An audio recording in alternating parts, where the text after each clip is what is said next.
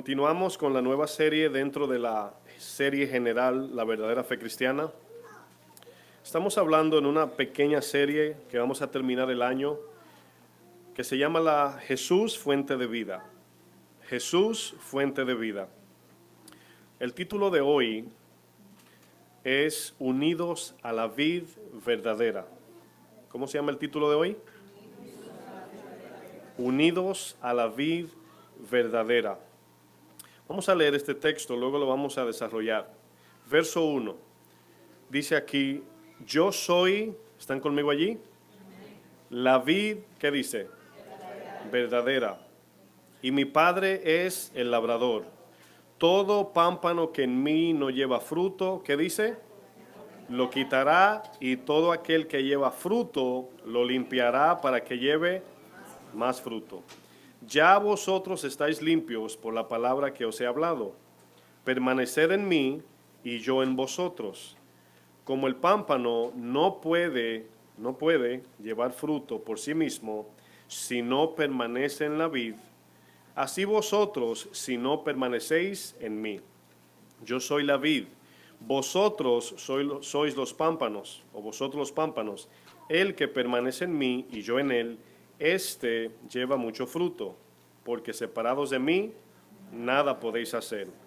El que en mí no permanece será echado fuera como pámpano, pámpano es rama, y se secará, y los recogen y los echan en el fuego y arden.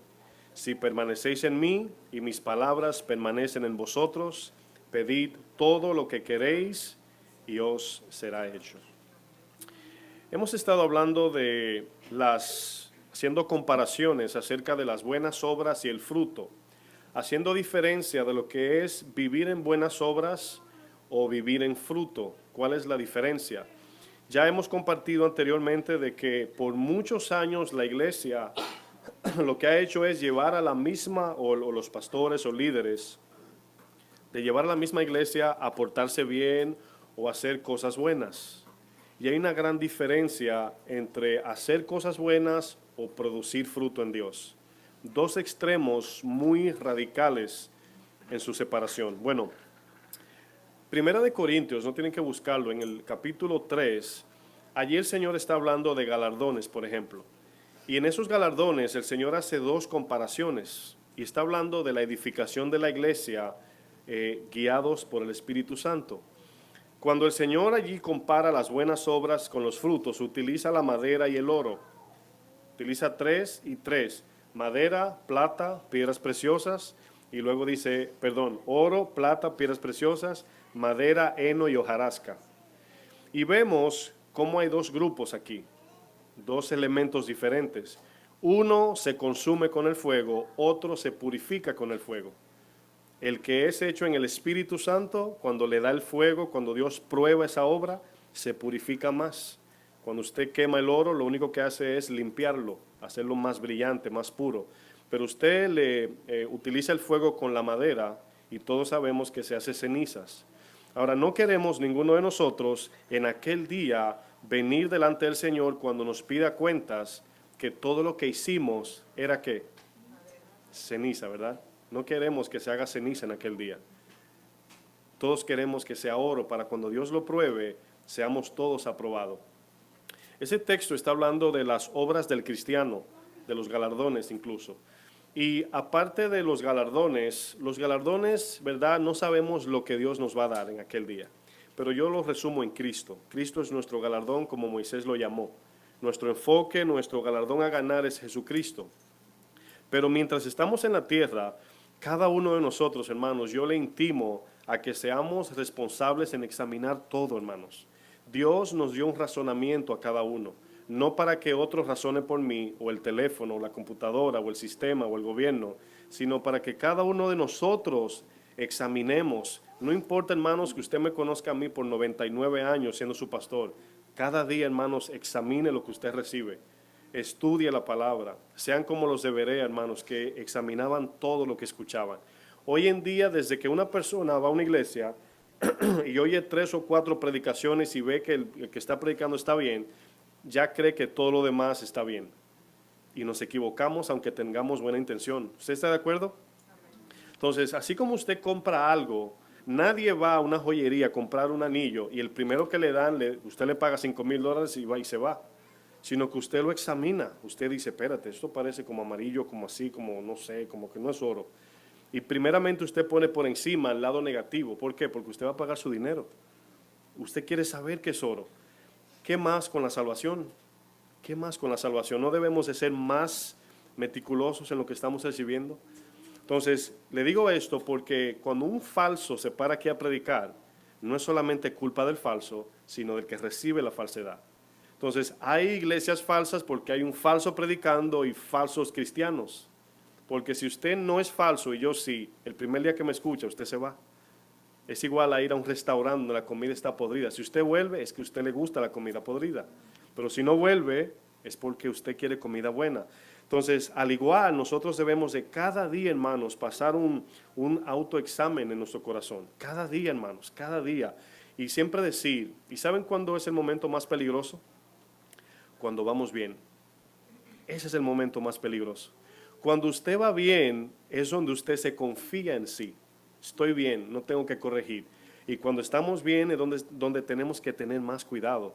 Porque el que está mal sabe que está mal y necesita ayuda, pero el que está bien no. Y a veces cuando vamos bien, dejamos de examinarnos y de mirarnos a la luz de la palabra. Miren, el pueblo de Dios cuando se desviaba era cuando estaban bien, no era cuando estaban mal. Si usted ve la historia de Salomón, que fue uno que al final se desvió, no era en el principio que él estaba mal, fue cuando Dios lo bendijo. Cuando el pueblo de Dios era libre del cautiverio, pasaban 40 años y se olvidaban de Dios. ¿De dónde vino el cautiverio en Egipto? Fue después de 30 años de José, de prosperidad, luego vinieron 400 de esclavitud. Se olvidaron de su Señor, al final comenzaron a clamar. Pero todo, hermanos, el peligro es cuando estamos bien, ¿verdad? Hay un dicho que dice por ahí, no tomes decisiones contento, ni contestes cuando estás enojado, porque las emociones nos engañan. Entonces siempre debemos de tener esa delicadeza en examinar el corazón. Una pregunta que hicimos el domingo pasado, donde terminamos la enseñanza, fue, ¿qué significa permanecer? Yo le había compartido que para mí en lo personal la palabra permanecer es muy importante, porque el texto que leímos dice, el que no permanece será cortado, echado fuera, secado y echado en el fuego. Es una idea figurativa ¿de qué? Del infierno, hermanos, de la perdición eterna. Y yo sé que ninguno quiere ir allí, ni el mundo tampoco, pero nuestro galardón es lo más importante, no nuestra perdición. No nos enfocamos en lo que perdemos, sino en lo que vamos a ganar, porque eso nos ayuda a crecer en amor para Dios o hacia Dios. Bueno, la palabra permanecer, si utilizamos un diccionario de hoy actual, es la misma palabra quedarse, es la misma palabra continuar, es la misma palabra perseverar, es la misma palabra mantenerse. Pero una palabra de esas similitudes o sinónimos que usé, la que más me llamó la atención fue unidos. Unidos. ¿Por qué? Porque en la Biblia se utiliza la palabra unión figurativamente de la iglesia de Cristo como el matrimonio. Cuando usted se casa o si usted viene de un matrimonio, todos, ¿verdad?, somos hijos de alguien. En ese matrimonio hay una unión. Yo quiero que usted me acompañe a Efesios 5 para ver un ejemplo. Vamos a utilizar esto figurativamente nada más. El tema no es del matrimonio, pero yo sé que Dios siempre habla, ¿verdad? Allí. Solamente es figurativo. Efesios 5, verso 25.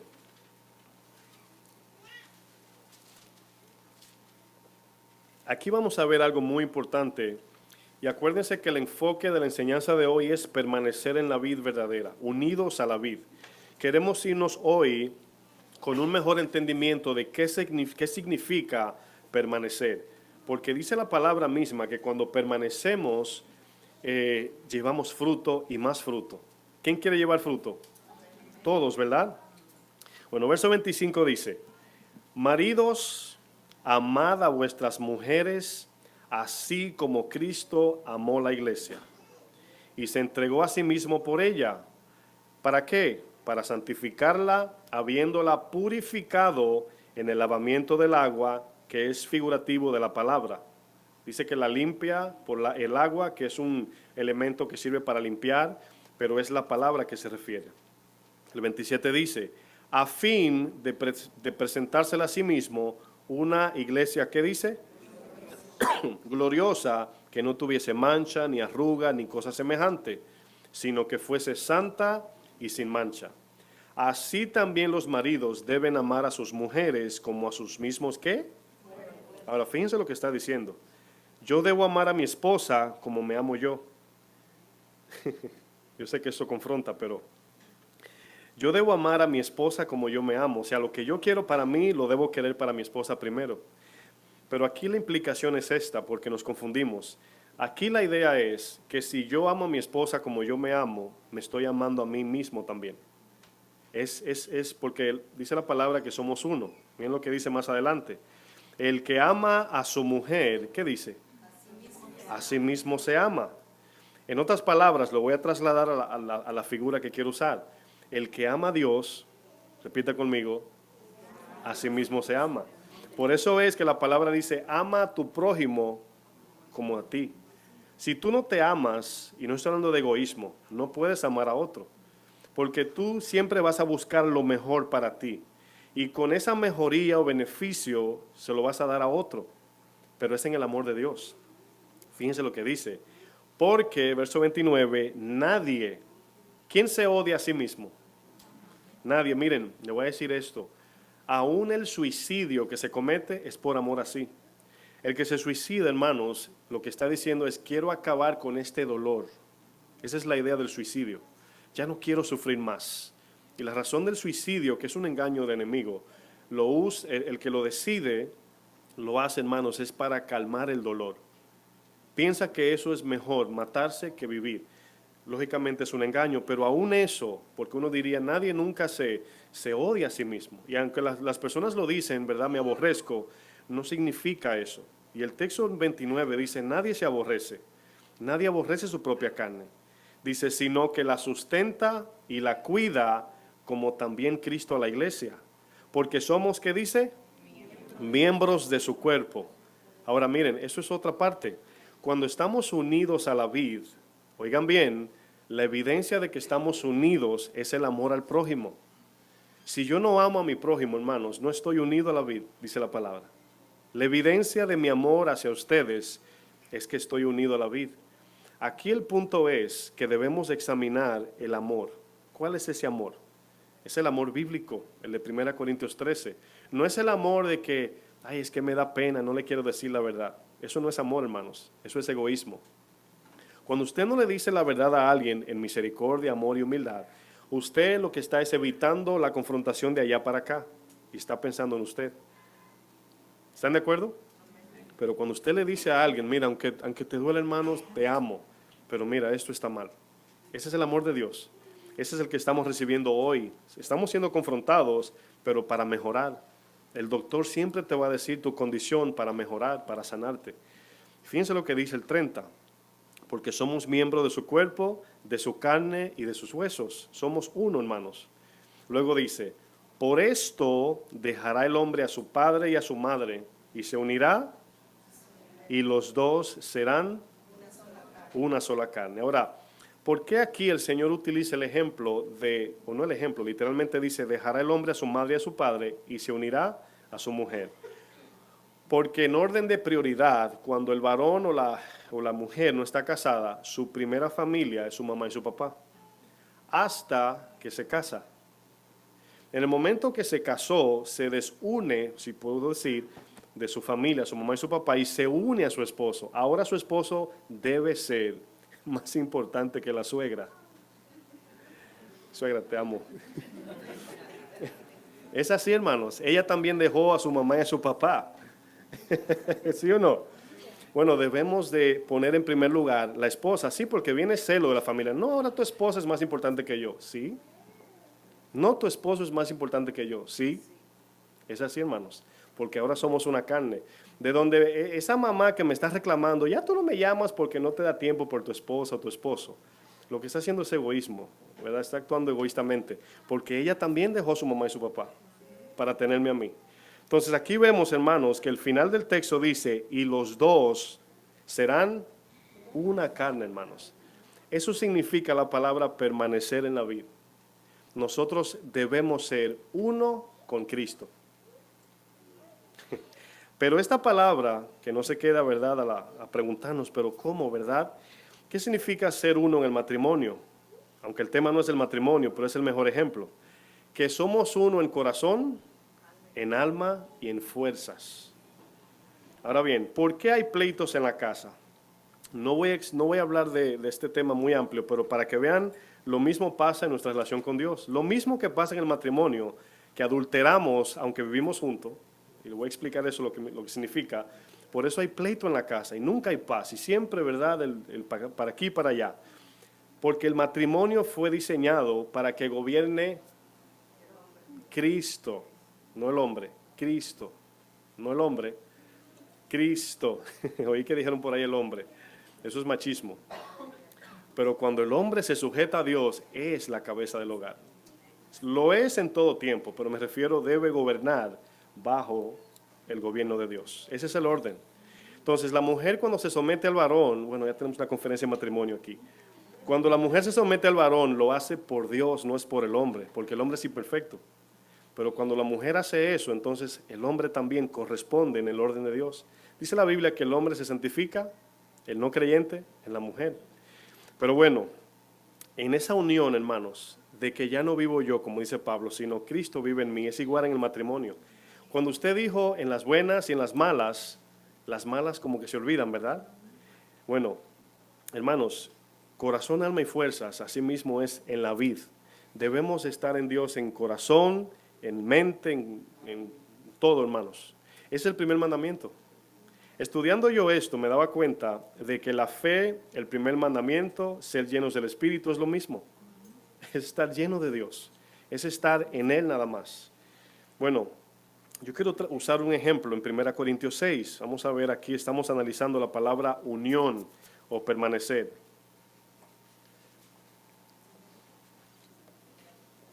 Miren, quiero decir esto porque ya tocamos ese puntico del matrimonio. Nos concierne mucho porque aunque usted viva solo, hermanos, somos novia de Cristo como iglesia.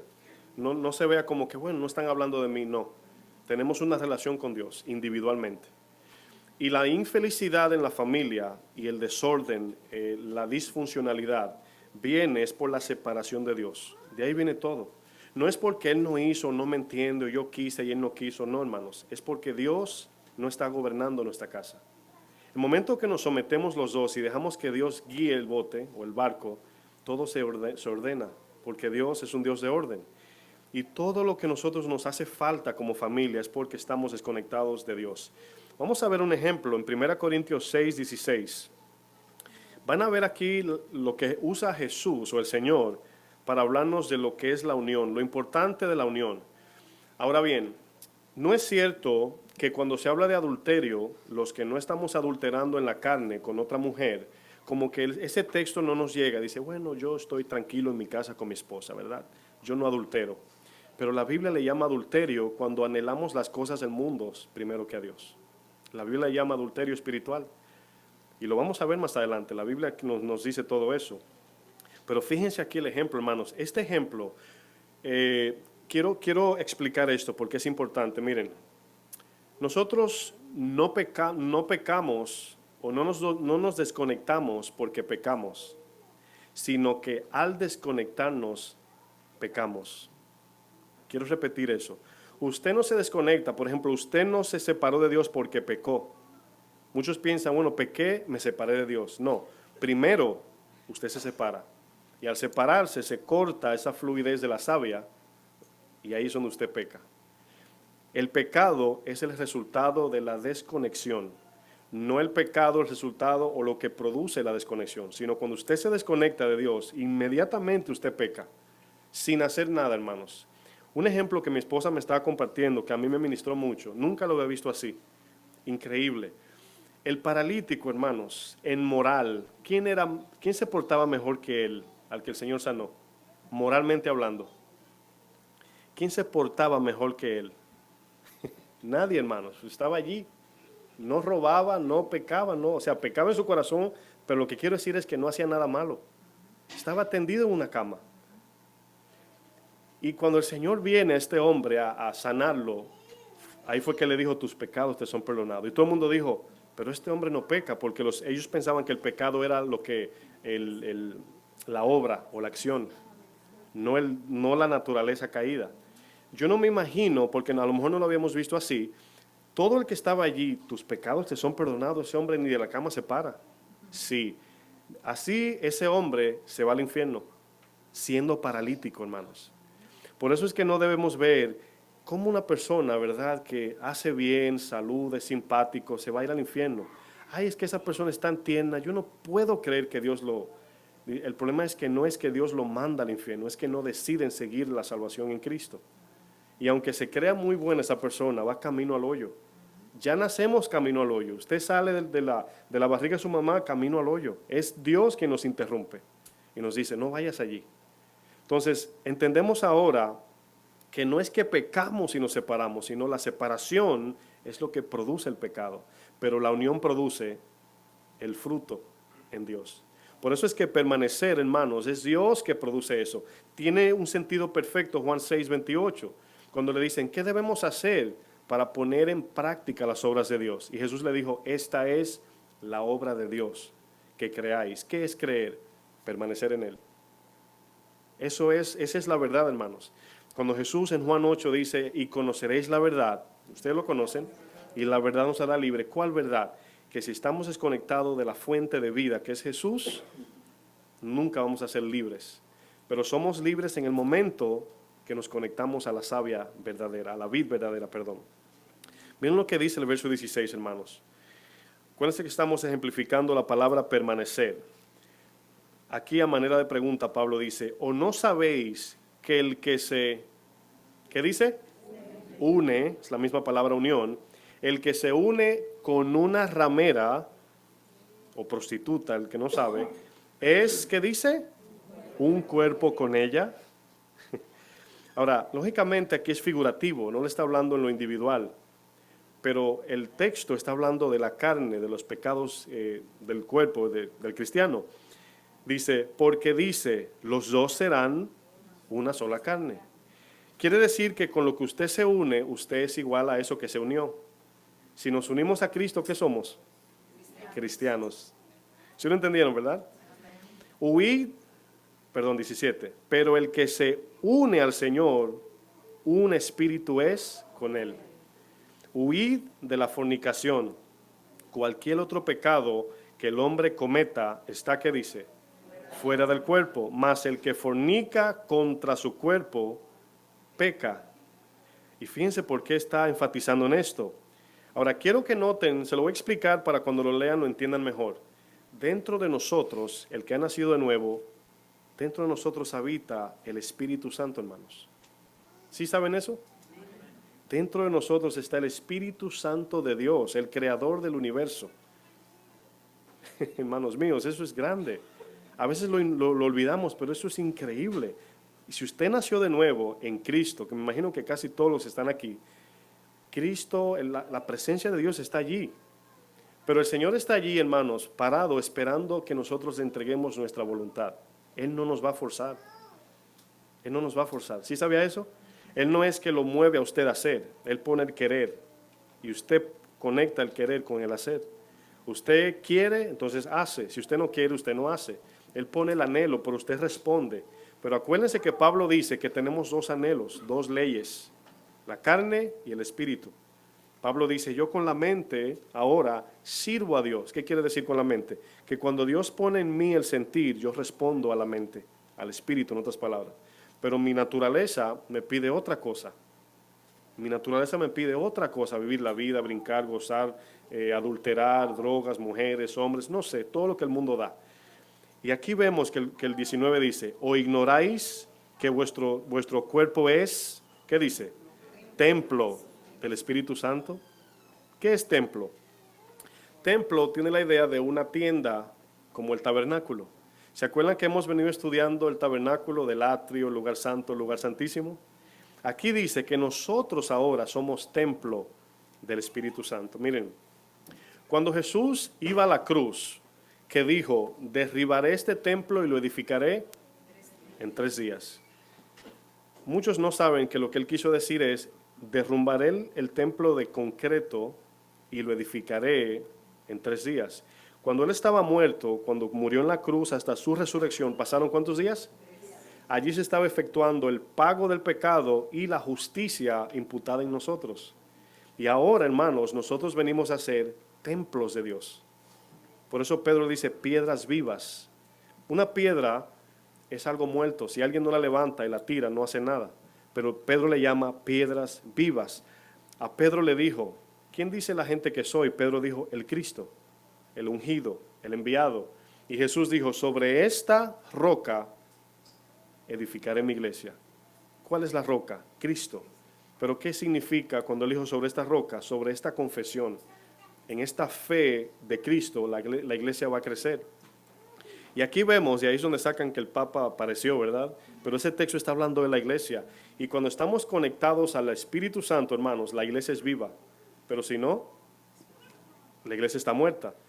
Dice, ¿no sabéis que sois templos del Espíritu Santo, el cual está en vosotros, el cual tenéis de Dios, y que no sois de vosotros? ¿Por qué? Porque habéis sido comprados por precio, hermanos. ¿Y por precio de qué?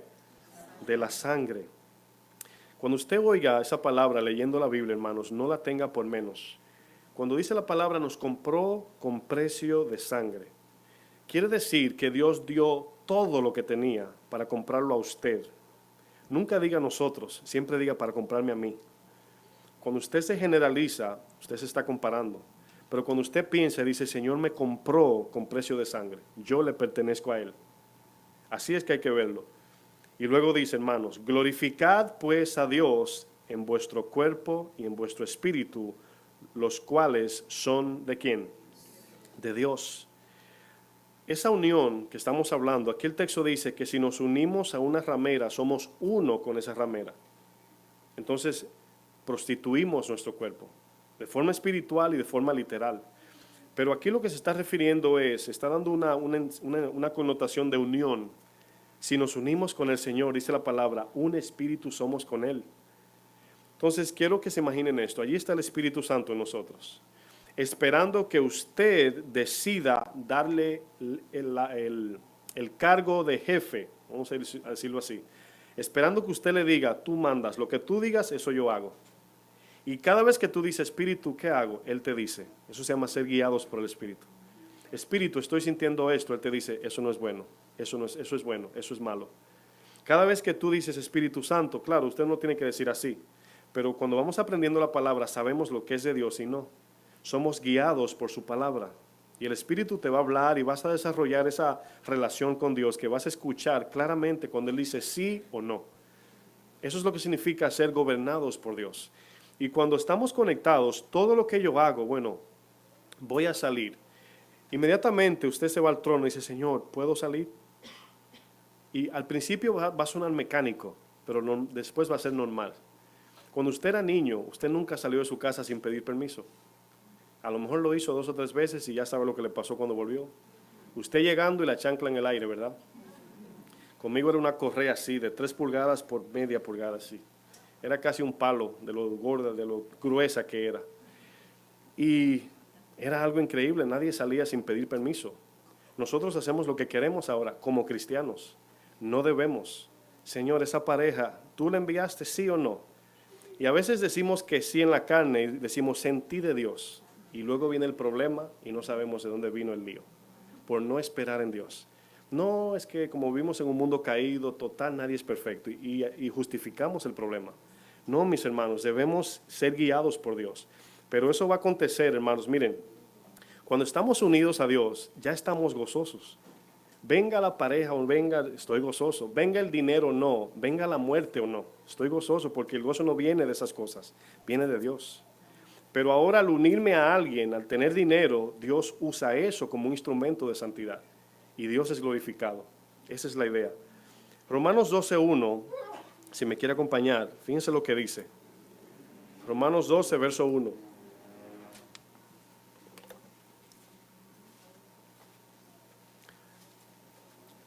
Aquí vemos cómo se unen los cabos más fácil. Vamos a ver este texto como permanecer, pero también como la unión a Cristo. Fíjense lo que dice, Romanos 12:1. Un texto muy famoso aquí en esta iglesia, lo leemos casi siempre. Presentéis, yo lo voy a leer más adelante. Él comienza diciendo, hermanos, por las misericordias de Dios, les pido que presentéis vuestros cuerpos en sacrificio vivo, santo, agradable a Dios. Y luego dice que es vuestro culto racional. Vuestro culto racional, usted lo puede utilizar igual, es nuestro estilo de vida. Es lo que hacemos, porque somos cristianos. Presentamos el cuerpo en sacrificio vivo. ¿Por qué sacrificio? ¿Por qué vivo? Porque servimos a Dios vivos, pero es un sacrificio decirle que no a la carne y al mundo, y a Satanás sus ofertas. Entonces, sacrificio es símbolo de dolor, por eso Jesús dice, toma tu cruz. Gálatas 5:24 dice, los que están en Cristo han crucificado sus pasiones y deseos. Y ya no es lo que digo yo, sino lo que dice Cristo. Ya no vivo yo, sino Él en mí. Y lo que Él diga, eso yo hago. Pero presentar el cuerpo es, aquí estoy, Señor. Este cuerpo te pertenece. Eso es lo que está diciendo aquí el texto. Y luego dice santo. Y está hablando de una mente separada para Dios por la palabra. Y luego dice agradable a Dios. Bueno, agradable aquí está hablando de la fe. Y lógicamente ejercitamos la fe en el Espíritu. Aquí está el cuerpo. Comienza diciendo sacrificio vivo, cuerpo. Santo, nuestra alma está siendo santificada. Y el espíritu agradable a Dios. No podemos adorar a Dios ni en el alma ni en el cuerpo, sino ¿cómo? El Señor busca a tales adoradores que le adoren en espíritu y en verdad. Este texto nos habla de tres partes, cuerpo, alma, espíritu. El cuerpo es la negación, el alma es la sumisión y el espíritu es la adoración. Lo voy a repetir, cuerpo, negación, nos negamos a los deseos de la carne. Alma es la sumisión, sometemos los deseos a Dios, y en el espíritu es la adoración. Negación, sumisión, adoración. Ahora, ¿por qué repito estas tres partes? Porque a veces nos quedamos en, me negué, ya no bebo, no fumo, no esto, no esto, no esto, no esto, y nos estamos negando, está bien. Pero luego queda el alma con los mismos deseos, queriendo eso. Ahora, cuando someto mi alma, el Espíritu Santo pone un nuevo deseo, hermanos. Es una nueva naturaleza en nosotros. Le voy a hacer una pregunta muy básica. Imaginemos un perro y una oveja en el campo, ¿verdad?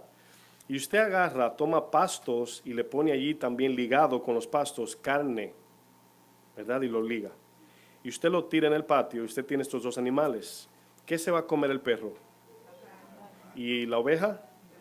El pasto. Imagínese usted diciéndole al perro que coma pastos y a la oveja carne. ¿Qué va a pasar allí? Usted va a tener que cargar la oveja, abrirle la boca y echárselo y hacerle un poquito aquí para que se la trague. ¿Por qué razón? Porque su naturaleza no es comer carne.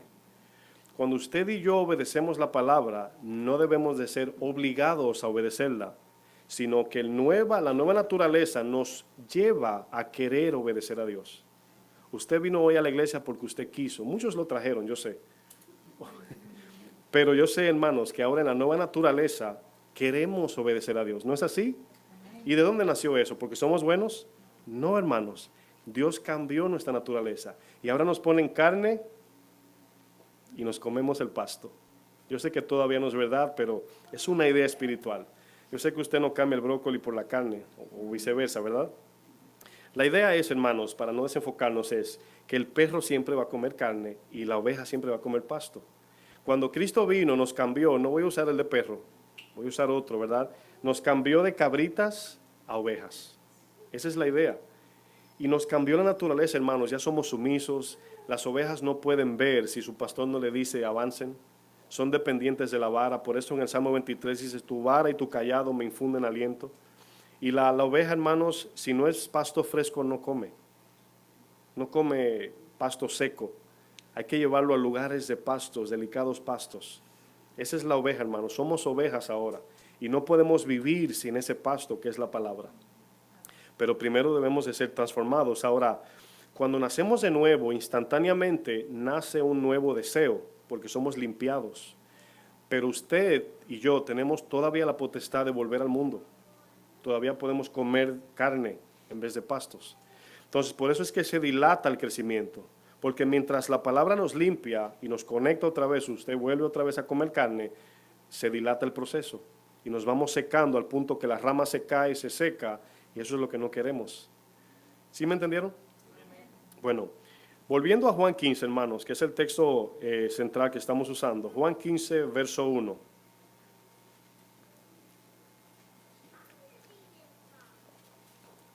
Juan 15, verso 1.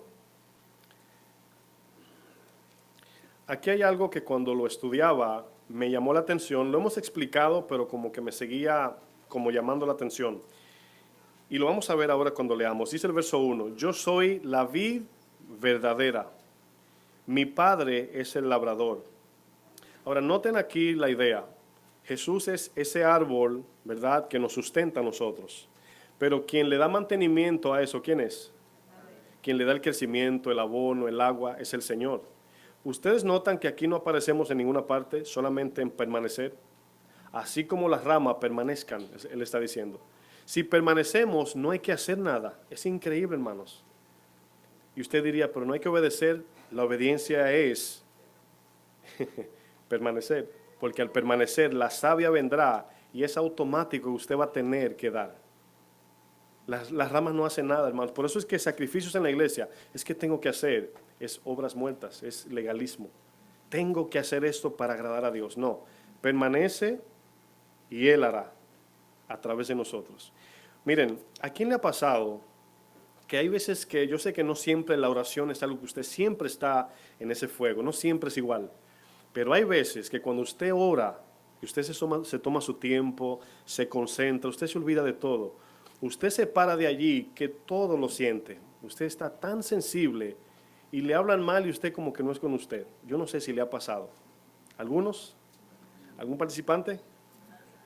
Bueno, si no lo he experimentado, hermanos, cuando entramos en la oración con Dios profundamente, hermanos, no digo esto, hermanos, para sonar más espiritual, es una realidad y está disponible para todos, no para los pastores nada más, todos pueden buscar esto. Y es lo que Pedro dijo, Señor, vamos a quedarnos aquí. Esa es la idea. Cuando el Señor se transfiguró y Pedro dijo, Señor, vamos a quedarnos aquí, eso está bien bueno aquí. Eso pasa. Ahora, cuando usted está orando, los primeros 20% del tiempo es una lucha, hermanos. El teléfono suena, que el niño llora, que el de arriba prende la música, es que se le olvidó apagar la estufa, miles de cosas. Pero después de del 20% del tiempo, ya usted entra, hermanos, en otro nivel, vamos a decir, o otro lugar espiritual. Y allí comienza el Señor a tener esa comunión y comienza a llegar esa paz, ese gozo, etcétera, etcétera. Entonces aquí vemos, hermanos, que cuando usted se conecta a la vid, usted sale de allí activado a obedecer, si lo puedo decir así. Ya usted sale con eso, hermanos, de hacer lo que Dios lo mandó. ¿Cómo? Porque ya la savia está fluyendo en su vida. Y obedecer no es algo que usted dice, tengo que perdonar, tengo que ir a la iglesia, tengo que hacer esto. Eso es legalismo, hermano, eso es religión. Eso es, tengo que hacer esto para dormir tranquilo hoy, no. Sino que por amor de Dios, sale de allí ese amor, usted es activado a amar a su prójimo. Ahora, yo entiendo que muchos son nuevos a esto. Yo no lo estoy obligando a que usted haga o sienta cosas. Se toma tiempo para por lo menos comenzar a conectarnos. Pero una vez usted lo hace, hermanos, usted va a ver cambios en su vida, inmediatamente. Yo recuerdo, hermanos, antes yo me forzaba a hacer cosas, yo lo recuerdo, y era difícil, era bien difícil. Hoy hay cosas o aquellas cosas que yo era como que yo mismo me esforzaba en hacer, hoy es algo normal, como ir a la nevera a beber agua. Se convierte en algo normal porque la naturaleza va cambiando, el corazón, el alma. Ya los deseos, yo recuerdo cuando yo dejé el mundo, hermanos, todavía yo tenía deseos de volver al mundo. Todavía yo quería hacer cosas que hacía en el mundo. Pero usted me pregunta a mí ahora y ni me llama la atención. Ni siquiera me siento tentado. Ahora, no quiero decir que nunca será una tentación las cosas que el mundo ofrece. Por eso es que son cambiantes. Cada año hay algo nuevo, algo diferente. Pero llegará un momento que su relación con Dios, usted, hermano, se siente que ya no le interesa nada, porque su amor por Dios va creciendo. Fíjense lo que dice aquí el texto, verso 2. Todo pámpano que en mí no lleva fruto, lo quitará. No se le olvide esa palabra, hermanos. Dice aquí el texto, el que en mí no lleva fruto. Lo voy a repetir, el que en Cristo no lleva fruto será quitado. Aquí vemos la dependencia de la rama, que no puede la rama llevar fruto si no es en Cristo. Y luego dice, y todo aquel que lleva fruto lo limpiará. ¿Cómo lo va a limpiar? Esta palabra no tiene una explicación muy abierta, pero vamos a usar los contextos para ver lo que está diciendo. Pensemos en la rama. El texto que leímos de Juan 15, el Señor dijo, ya vosotros estáis limpios. Pensemos en la rama, que dentro de la rama hay un pequeño túnel donde fluye la savia. No sé si me doy a entender. Por ahí fluye la savia. Primero hay que limpiar de toda la contaminación para que pueda fluir la savia sin contaminación. ¿Sí lo entienden? Cuando se le predica el evangelio a las personas, se le está limpiando la tubería de por donde va a fluir la savia. Ya vosotros estáis limpios por la palabra. Luego, hermanos, cuando estamos conectados a la vid, fluye esa savia, fluye fácilmente. Pero cuando usted y yo pecamos, volvemos a ensuciar ¿qué? Exactamente, el tubo. El Señor dice, confiesen vuestros pecados y el Señor es fiel y justo de limpiarnos de toda maldad. Volver a limpiar el tubo y ponerlo blanquito otra vez. Por eso el texto dice, todo el que lleva fruto lo limpiará. Porque aún llevando fruto, pecamos de vez en cuando. Nos equivocamos, fallamos aquí y allí y seremos más limpiados. Pero la palabra, la segunda vez que lo dice, el que lleva mucho fruto, dice el Señor, lo limpiará. También está hablando, hermanos, de la limpieza del alma, de los deseos. Hay dos cosas en la vida cristiana. Una es cometer el pecado, otra es el deseo de cometer el pecado. ¿A cuánto nos pasan que no pecamos en hacer algo, pero lo planificamos? Y después decimos, no puedo hacer eso, yo soy cristiano. Me acordé, ¿verdad?, que era cristiano. ¿Cuántas veces uno hace eso, hermanos? El pensamiento ya uno pecó en la mente. Entonces, no solamente el Señor limpia nuestras manos a pecar, sino que limpia la intención y nos purifica y nos va limpiando al punto que todo lo que hacemos, hermanos, sale puro y Dios es glorificado. Esa es la idea de la luz también. Somos luz y sal de la tierra. Y luego dice el texto, lo limpiará. Pero fíjense cómo es que seremos limpiados. Aquí limpiar en el texto significa podar. Y es la disciplina de Dios con la tijera, cortándonos para que demos más fruto. ¿Saben por qué? Porque la rama, no soy un experto en esto, usted me puede al final corregir, pero la rama al final se va medio muriendo en la puntita, va perdiendo su vida. Y cuando se corta, más adentro está la vida. Por eso los árboles en Nueva York que se secan están vivos, pero son árboles temporales, que dependiendo de la temporada cambian. Y una vez uno los ve seco, pero increíblemente viene la primavera y están otra vez floreciendo. Entonces quiere decir que dentro de ese árbol está la vida. Cuando se poda, usted le está cortando la parte seca. Hay cosas en nosotros que son sequías, las cosas del mundo, y Dios la va a cortar, y cuando la corte nos va a doler. Esa es la palabra aquí, lo limpiará. Pero yo quiero aquí enfatizar esta palabra, el que en mí no lleva fruto. El verso 5 del mismo texto, Jesús dice, yo soy la vid, vosotros los pámpanos, el que permanece en mí y yo en él, éste lleva mucho fruto. Y luego dice, porque separados de mí, nada podéis hacer. Aquí en este texto aparece una corrección espiritual. ¿A qué me refiero? Cuando el Señor, no sé si notaron que el Señor dice la vid verdadera. Si el Señor dice la vid verdadera es porque hay una vid falsa, si no, no hubiese identificado esa palabra verdadera. Ahora, ¿quién usted cree que es la vid falsa? Yo sé que van a decir Satanás, Israel. Pensamos que es Satanás, pero no, aunque Satanás es el que alimenta esa vid. ¿Por qué Israel? Porque el Antiguo Testamento está lleno de textos que dice que Israel es la vid de Dios. Pero de allí va a salir la salvación. Juan 4, ¿se acuerdan? Ella le dijo, porque de los judíos viene la salvación. Entonces, esa era la vid. El problema es que el Señor la llamó la vid porque de allí va a florecer el fruto de justicia que es Cristo. Y la raíz que se le atribuye a Isaí, padre de David, linaje de Jesús, se entiende como que la raíz es Dios, el árbol, la vid es Israel o Jerusalén, pero ellos fueron cortados. ¿Se acuerdan de Romanos 11? Dice, no te jactes, porque si la rama natural fue cortada, también a ti la injerta podemos cortar y volver a ponerla natural. Entonces, aquí la vid que no es verdadera se está refiriendo a Israel, a los judíos. Por eso Jesús le dice a ellos, yo soy la vid verdadera, de donde ustedes fueron plantados, de donde ustedes sacaban el fruto de vida. Ahora, sí podemos decir Satanás, porque Satanás es ese árbol de la ciencia del bien y del mal, de donde alimenta al mundo. Podemos decir eso, pero se está refiriendo a Israel, a los judíos en otras palabras. Ellos pensaban que ellos, ¿se acuerdan en el debate de Juan 8? Nosotros somos hijos de Abraham. Entonces ellos decían, somos descendientes de Abraham, de allí saldrá la salvación. Y no era así, era por la fe en el pacto con Abraham. Bueno, ¿por qué Jesús dice, yo soy la vid, el que permanece en mí y yo en vosotros? Fíjense que usted puede permanecer en Cristo y Él no en nosotros. ¿Cómo es eso? Yo puedo venir a la iglesia, yo puedo hacer cosas bíblicas, pero hay algo que yo estoy haciendo que no agrada a Dios, que Él no está permaneciendo en mí.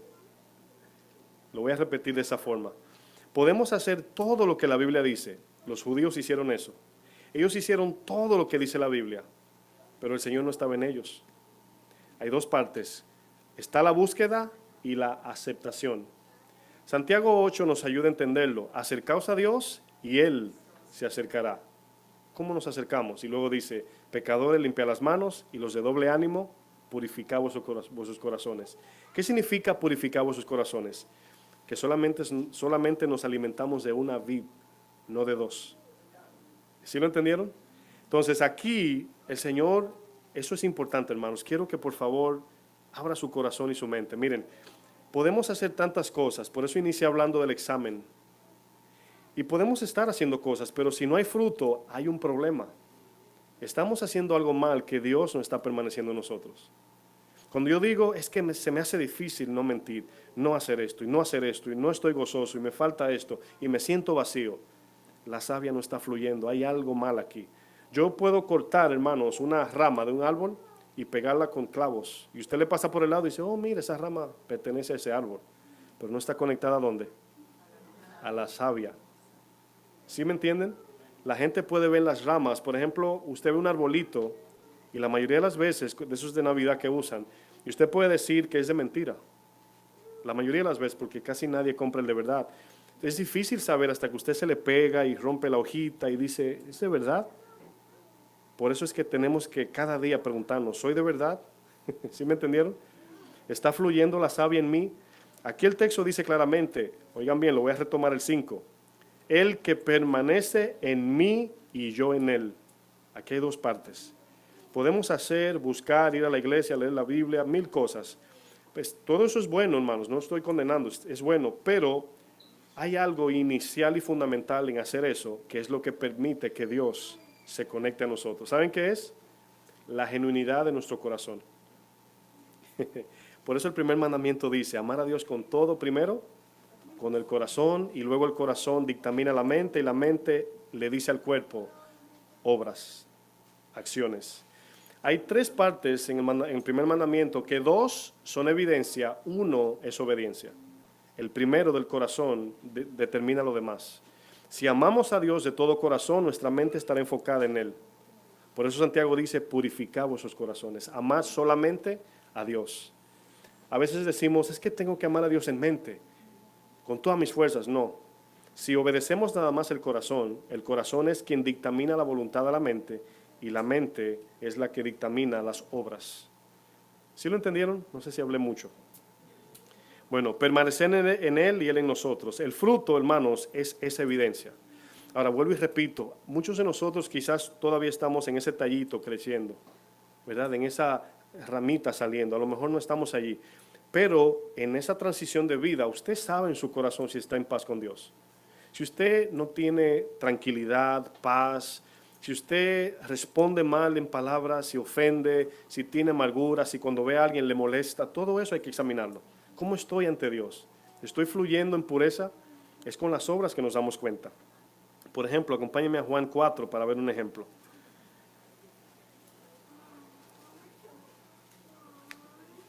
Si cada día no miramos el fruto, podemos estar engañados. Porque el fruto es exactamente lo que me dice a mí si estoy conectado y Dios en mí. Juan 4, verso 12. ¿Están allí? 4:12 de Primera de Juan. ¿Dije Primera de Juan? Gracias a Dios que no hay piedras aquí adentro. Rompí la ley, ¿verdad? Primera de Juan 4:12. Perdónenme. Primera Juan 4, verso 12.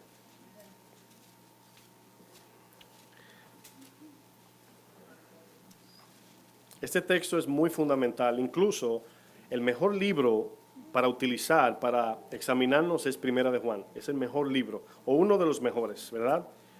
La Biblia completa es buena, pero ese libro nos habla de evidencia. Fíjense lo que dice el texto. Nadie ha visto jamás a Dios. Eso es una verdad, ¿sí o no? Nadie. Y fíjense lo que dice. Si nos amamos unos a otros, Dios permanece en nosotros.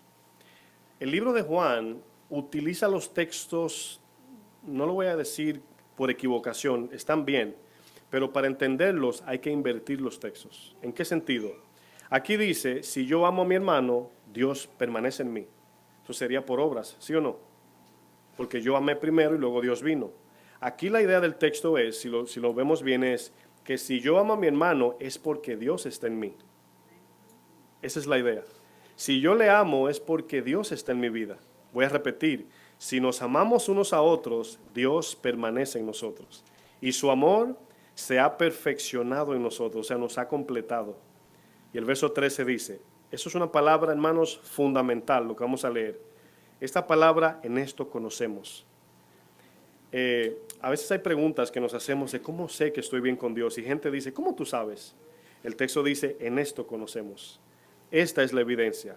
En esto conocemos que permanecemos en Él y Él en nosotros. Ahora, ¿notan aquí otra vez la repetición de doble conexión? Yo en Él, Él en mí. El matrimonio es similar, hermanos. El que se casa debe la mujer permanecer en el matrimonio y el varón también, los dos. Pero si solamente es uno, hay un problema. Hay un problema en el matrimonio. ¿Y qué pasa? Dios tiene un orden, yo le voy a llamar, es un orden como si fuera una Y, a boca abajo. Yo no sé si en su país se usa el término boca abajo. ¿Sí me entienden? Ok. Imagínense una Y boca abajo. Tiene un palito y luego un triangulito, ¿verdad? Bueno, ese es el matrimonio. Por ese palito baja la bendición de Dios y es repartida al varón y a la hembra. Pero luego eso se multiplica. Los hijos, los nietos, etcétera. Cuando se corta el palito de arriba, lo demás es disfuncional. ¿Sí lo entendieron? La mujer recibe la bendición de Dios cuando se somete a Dios. El varón igual. Por esa bendición de la mujer someterse a Dios y el hombre a Dios, la mujer se somete al varón, porque cuando el varón se somete a Dios, trata a la mujer conforme a Dios. Y vemos esas tres partes del matrimonio. Dios le da la capacidad a la mujer para servir a su varón, a su esposo. Dios le da la capacidad al varón para servir a su esposa. Cuando respondemos en orden, es total armonía, hermanos. ¿Por qué no hay armonía? Santiago dice, ¿por qué hay pleitos y guerra? No es de vuestras pasiones, que yo quiero lo mío, y no, yo dije primero, yo tengo la razón, etcétera, etcétera. Usted sabe, lo que usted y yo pasamos cada día, ¿verdad? No, es mío, suéltalo. Pero cuando nos conectamos a Él, es increíble cuando a veces tenemos indiferencia en la casa. Y eso es lo que nos lleva a conectarnos otra vez. Es increíble porque en mi casa la mayoría de las veces cuando yo veo esa paz de Dios es después del problema. Yo digo, ¿por qué no lo hice antes? Y luego vamos aprendiendo que debemos de permanecer en Él. Porque uno se equivoca y luego uno va, ¡chup!, se conecta y Dios te dice, ve, perdona, ámala y todo vuelve a la paz. Digo, si podemos permanecer ahí conectados, la paz, el gozo, el amor en la casa va a reinar, va a haber armonía. Y usted se preguntaría, ¿y si mi esposa no es creyente? Si mis hijos no son creyentes, si mi esposo no es creyente, ¿cómo hacemos? Igual, hermanos, igual. Miren, hay veces que nos comparamos y pensamos que hay desventaja al ver esas diferencias. Siempre vivimos para honrar a Dios, no importa la posición, siempre. Si vivimos conectados, lo que nos falta con el esposo lo tendremos sin el esposo y viceversa. Porque el esposo, hermanos, yo hablaba con un hermano hoy y le decía que el matrimonio es como dos vasos vacíos. No sé si cuando usted va, por ejemplo, al Burger King, ha visto las máquinas que usted le hace así, lo llena y vuelve y la saca, ¿verdad? Esa es la idea del matrimonio, son dos vasos vacíos y nos conectamos a esa fuente para los dos estar llenos y vaciarnos en ambos. Dios te da a ti lo que tú no quieres para ti, sino para que se lo dé a otro. O sea, lo que Dios le da a la mujer es para servir al varón y lo que le da al varón es para servir a la hembra. Y los dos están en comunión porque viene de Dios. Pero cuando se demanda en el matrimonio, en la familia, en los hijos, en todo, hermanos, hasta en los amigos, tíos, ese es el problema, que estamos demandando algo que ni esa persona lo puede dar, ni tampoco nosotros debemos demandar. Nadie le puede dar el amor, el gozo y la paz que solamente viene de Dios, hermanos. Nadie. Usted muchas veces dice, es que si él o ella cambia, yo sé que todo va a cambiar. No, hermanos, va a cambiar cuando usted se conecte primero. Es que cuando él o ella cambie, cuando mis hijos se porten bien, comienza con nosotros. Y cuando tú cambies, tu panorama cambia. Véanlo así, hermanos, miren. Cuando el Señor se le apareció a Moisés en la zarza, no solamente el fuego estaba en la zarza, sino que el piso era ¿qué? Santo. Imagínese eso con usted, que cuando usted está conectado, todo su terreno es, y el que se acerca a usted tiene que santificarse. Esa es la idea.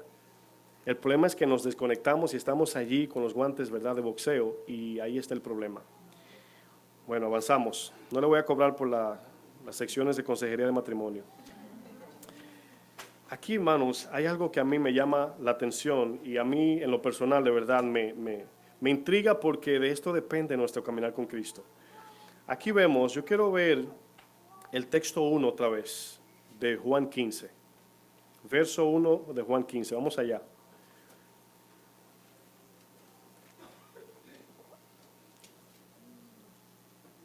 Jesús nos dice que Él es la vid verdadera.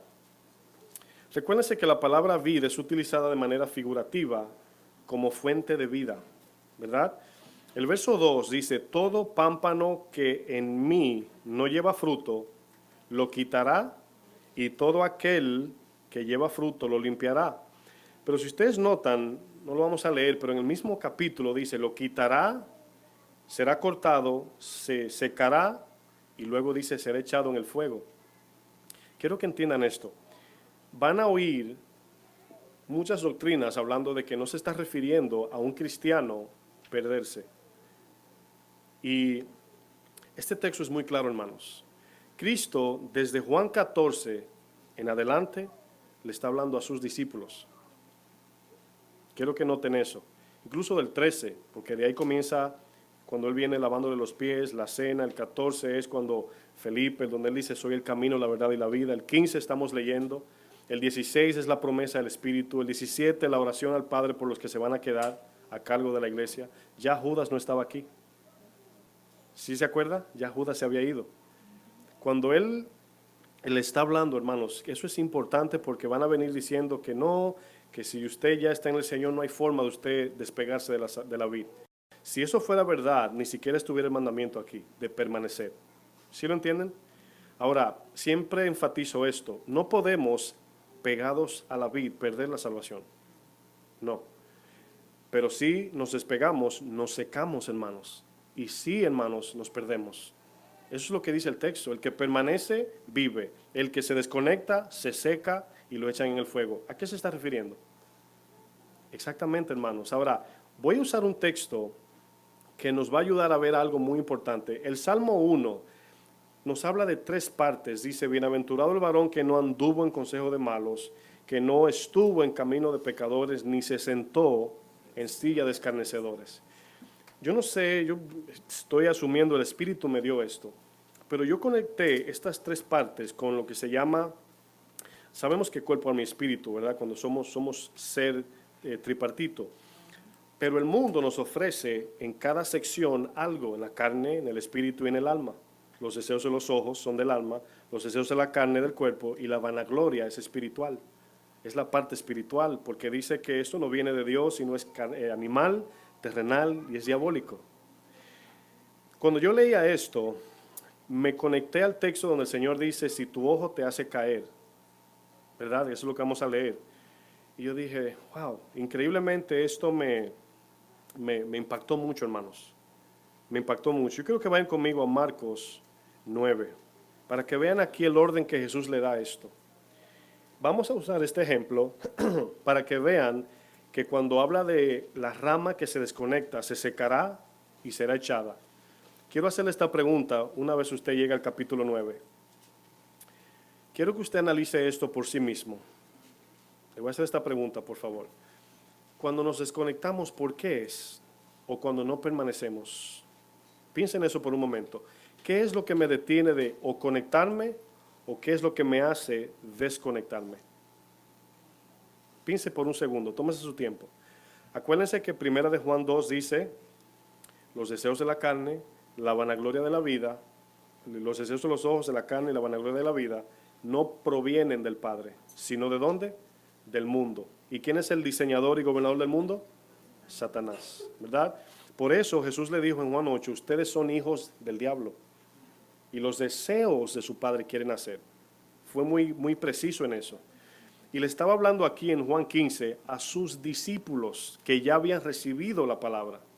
Y le dijo, si ustedes no permanecen, se van a secar y lo van a echar en el fuego. ¿Qué entendemos por eso? El infierno. ¿Sí lo entendieron? Para que no pensemos, hermanos, porque van a escuchar tantas cosas. Hoy andan tantas doctrinas de salvación. Y cuando una doctrina me lleva a mí a descansar y no a temer o a querer más santidad, a mí me da miedo. Cuando a mí me predican algo que lo que hace es calmar mi carne, como que me asusta. Y esto lo único que hace es que me da más temor de Dios. Pero la otra doctrina me dice, bueno, si el Señor a mí me seleccionó y ya yo soy salvo, bueno, yo no tengo que ser pastor. Yo puedo hacer lo que quiera, ya yo soy salvo.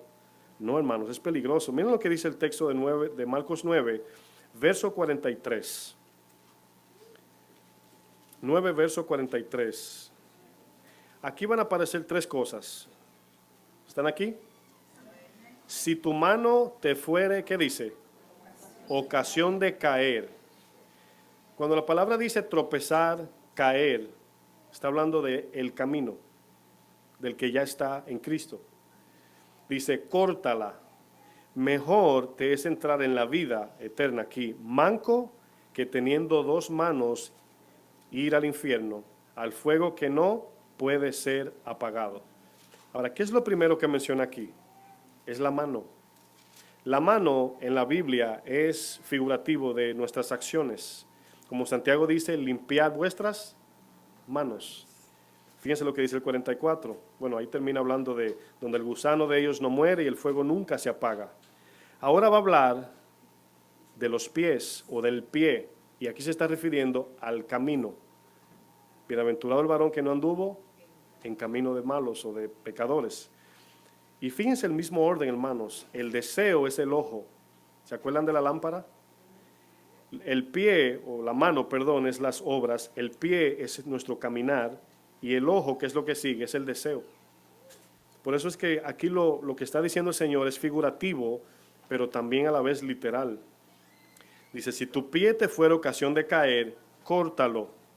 Mejor te es entrar a la vida cojo que teniendo dos pies ser echado en el infierno, al fuego que no puede ser apagado, donde el gusano de ellos no mueren y el fuego nunca se apaga.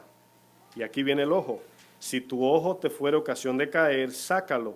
Mejor te es entrar en el reino de Dios con un ojo que teniendo dos ser echado al infierno, donde el gusano de ellos no muere y el fuego nunca se apaga.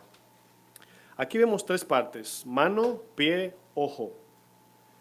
¿Por qué el Señor habla de nuestro ojo en el sentido literal y figurado? Literal es que lógicamente el alma ve por los ojos físicos. Cuando el alma desea algo, usted tiene que usar sus ojos. Pero se está refiriendo al deseo del alma. Por eso dice, sácalo mejor. Esta palabra, sácalo, es símbolo de sacrificio. ¿Se imagina usted sacándose el ojo, cortándose la mano y cortándose un pie? Quiero que piensen por un segundo en esto. ¿Se imagina eso, hermanos? El Señor no dijo háganlo, Él dijo es mejor. Aquí muchas veces decimos, wow, es que es difícil. La palabra que usamos difícil es la batalla del dolor cuando tenemos que negarnos.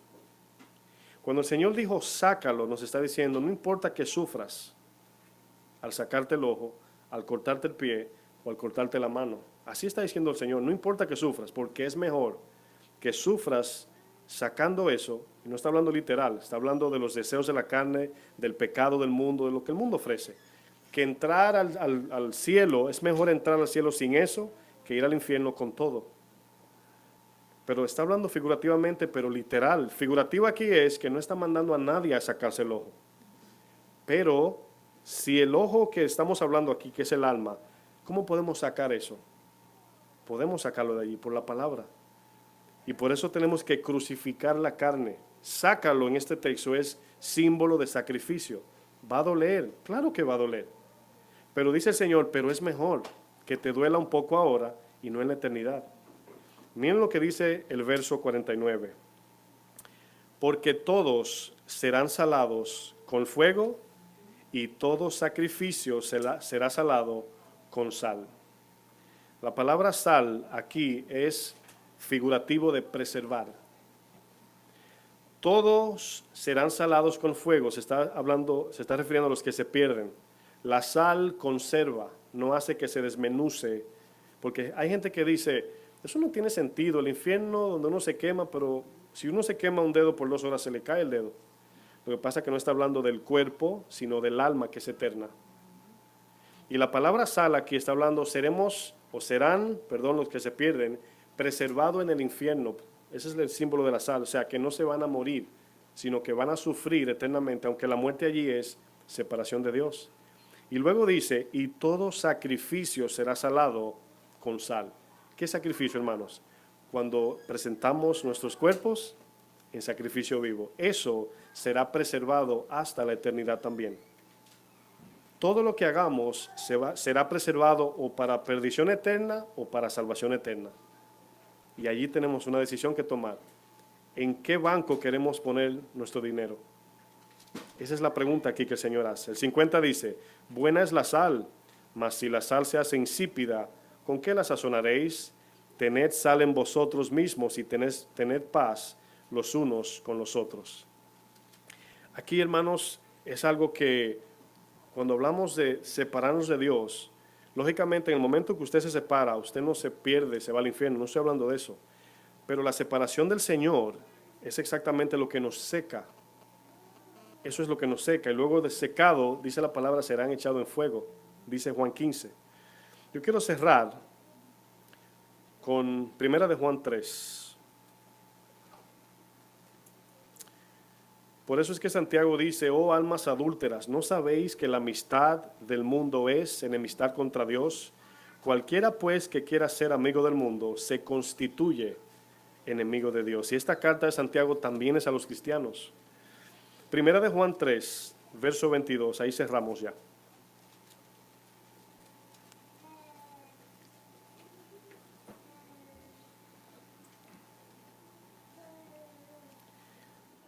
Cualquiera cosa que pidiéramos, la recibiremos de Él. Cualquier cosa que pidiéramos, la recibiremos de Él. En el texto de Juan 15:7 dice, y todo lo que pidáis al Padre, en mi nombre, Él os dará. Preguntemos, ¿qué es eso que podemos pedir que Dios sin negar nos los va a dar? Vamos a seguir leyendo. Porque guardamos sus mandamientos y hacemos las cosas que son agradables delante de Él. Y este es su mandamiento, número 1, que creamos en el nombre de su Hijo Jesucristo y nos amemos unos a otros como nos los mandó. Y el que guarda sus mandamientos permanece en Dios y Dios en él. Aquí repite otra vez la doble conexión, nosotros en Dios y Él en nosotros. Luego dice, y en esto sabemos que Él permanece en nosotros por el Espíritu que nos ha dado. Ese texto que acabamos de leer nos dice claramente los 2 mandamientos, pero el mandamiento es uno. Siempre el segundo es la evidencia a buscar. Nunca el segundo es producido por nosotros en obediencia, sino es al obedecer el primero, naturalmente el segundo se produce. Vamos a pensarlo así. Vamos a pensar, cada uno de nosotros somos ramas de un árbol de manzana. ¿Qué debemos de hacer para llevar fruto? Debemos de pedirle, separados de la raíz, ¿verdad?, que nos dé fruto en oración. Podemos empujar a que salga el fruto. Podemos sacrificarnos para que el fruto salga bueno. No, mis hermanos, lo único es permanecer. Ahora, ese es el mandamiento que muchos lo ven muy simple, pero es la batalla de cada uno de nosotros. Es amar a Dios con todo nuestro corazón. Esa es la idea.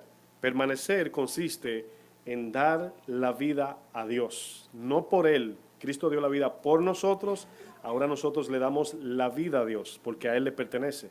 Cuando mi corazón está en Dios, los frutos fluyen naturalmente. Cuando usted pega un tubo de una fuente de agua, usted no hace más nada más que sostener el tubo allí. La fuente se encarga de fluir. Ya eso nos va a ayudar, hermanos, ¿saben a qué? A nosotros no hacer sacrificios de justicia, sino frutos de justicia, como dice Santiago, frutos de justicia. Cuando nosotros permanecemos, hermanos, nos santifica conformándonos a la imagen de Cristo. Cuando permanecemos, bendice a nuestro prójimo. Cuando permanecemos, glorifica a Dios. Cierren sus ojos, por favor.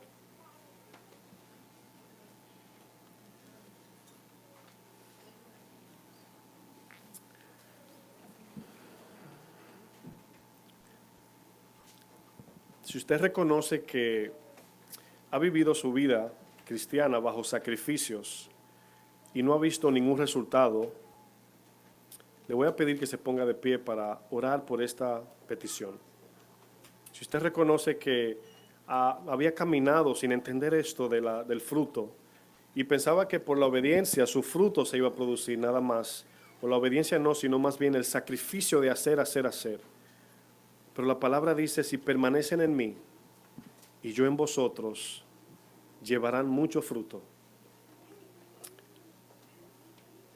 Gracias. Manténgase en comunión y trate de desconectarse de todo. Y yo quiero que usted, en lo más que usted pueda, vaya directo a la presencia de su Padre.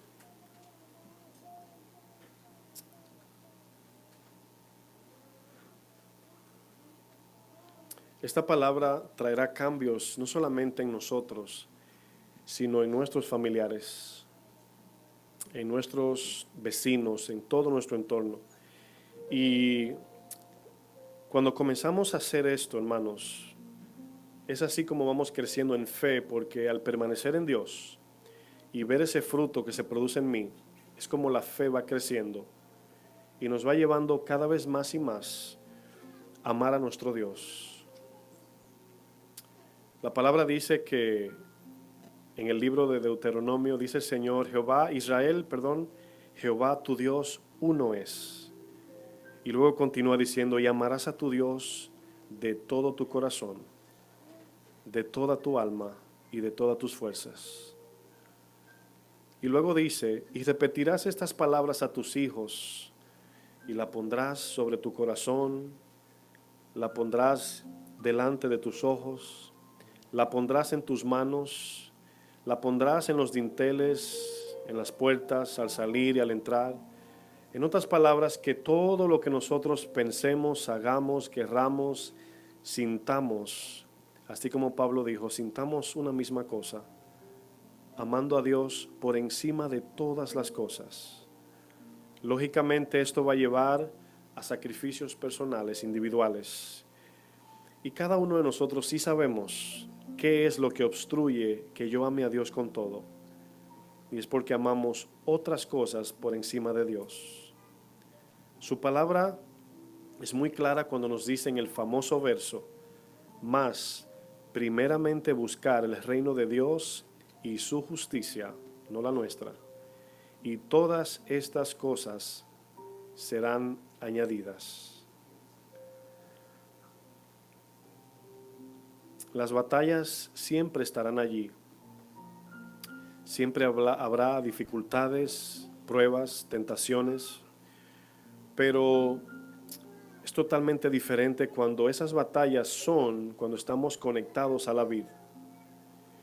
Y nuestro Dios es tan sabio que aún en el Salmo 91 dice, el que habita al abrigo del Altísimo morará bajo la sombra. Y sombra allí es la protección del sol abrasador del desierto.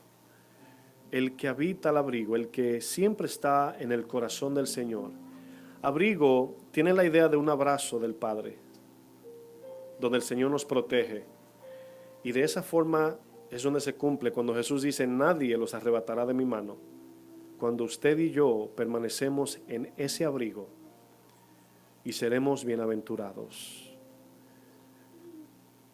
Vamos cada uno de nosotros a comprometernos con Dios en su corazón. No tiene que hacer nada, solamente usted orando.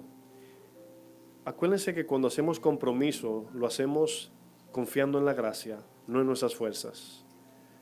Señor, yo quiero. Pídale un deseo nuevo al Señor. Pídale anhelos nuevos. Que ya no le echemos la culpa a mi prójimo, sino reconociendo que el problema soy yo. Y cuando yo corrijo y veo el problema de mi prójimo, lo único que voy a hacer es ayudarlo, amarlo, orar por él, ministrarlo, servirle, etc. Pero si mi problema yo no lo enfoco, no me examino y me enfoco en el de mi hermano, ninguno de los dos crecen. Vamos a permanecer en la presencia de Dios. Vamos como iglesia a amar a nuestro Dios.